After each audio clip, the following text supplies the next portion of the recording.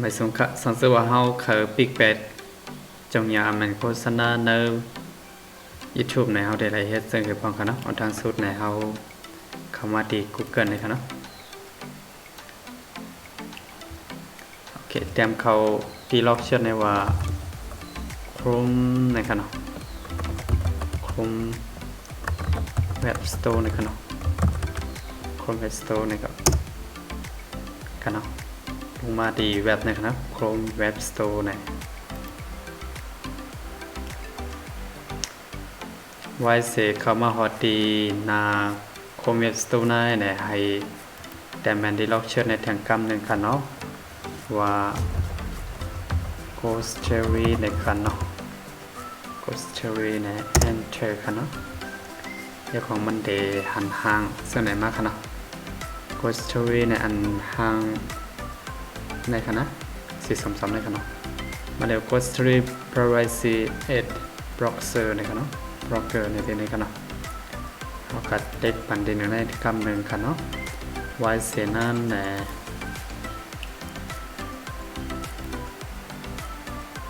โอเคครับไว้เสียนั่นเนี่ยเขาสามารถเด็กที่ว่า add Chrome เลยค่ะเนาะ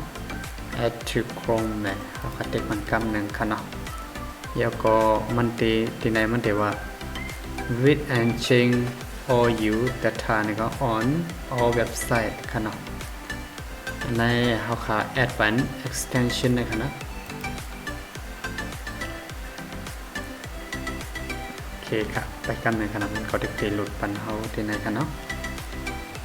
extension นะในเป็นล็อกไลน์แต่ได้บล็อกแบตค่ะเนาะอย่าให้มันมีจงอย่ามันก็อย่าให้มันมีโฆษณาเมื่อเขาขาผลิตความผลิตวิดีโอใน YouTube นั่นแหละเขาขาแต่ไรบล็อกแบตค่ะเนาะอันนั้นเช็คทิ้งค่ะเนาะโอเคครับสังเกตว่าเขาขาใครฮู้ว่าไหนมันจะอะไรค่ะเนาะเขาขาได้มาจำได้จำกันค่ะนะอันนี้ผมว่าเย่าๆค่ะเนาะผมมาฮอดหน้าได้ค่ะนะที่ว่าเขาขาดตามโดยใน YouTube ว่ามันถึงมีโฆษณาอยู่5มีจงยาอยู่5มี5คันเนาะเขาขาดมาโดยซ้ำกันกันนะ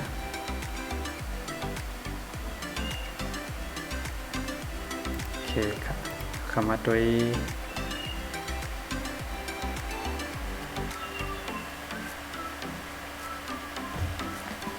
โอเคค่ะเนาะแต่เลยหันว่ามีโฆษณาเสียอันค่ะเนาะมีโฆษณาเสียอันเนี่ยเขาพากันด้วยทางอันนึงค่ะเนาะสองว่ามีไหน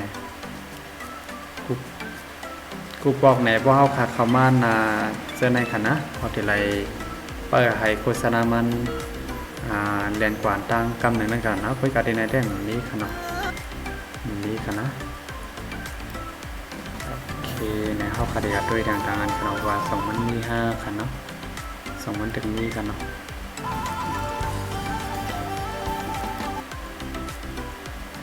โอเคเขาขาดกว่าด้วยอันไหนค่ะเนาะว่า2มันมีโฆษณาอยู่2มันมีจงยาอยู่5ค่ะเนาะโอเคก็เข้าวิดีโอหลายเซต้าก็ไหนกับคนมาในมันจะมีโฆษณามาอันตั้งกันเนาะอันนี้ก็จะเป็นล็อกไลน์แต่ได้ปิกแบตมันก็บล็อกแบตโฆษณาค่ะเนาะจงยาค่ะเนาะในวิดีโอในก็จะมีเหมาะกันในนึงค่ะเนาะสังเกตว่าไว้ก็ไว้เซลเขาทางเสียงค่ะเนาะเก็บวิดีโอของในก็อย่าลืมกด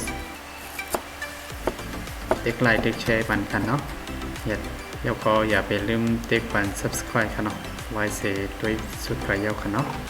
หนังคือในวิดีโอกูโหนั่นค่ะเนาะแล้วก็โอ้ยเสียวเขาได้หันซ้อมในก็อย่าลืมติ๊กปัน subscribe ค่ะเนาะมาส่งทางเสียงค่ะ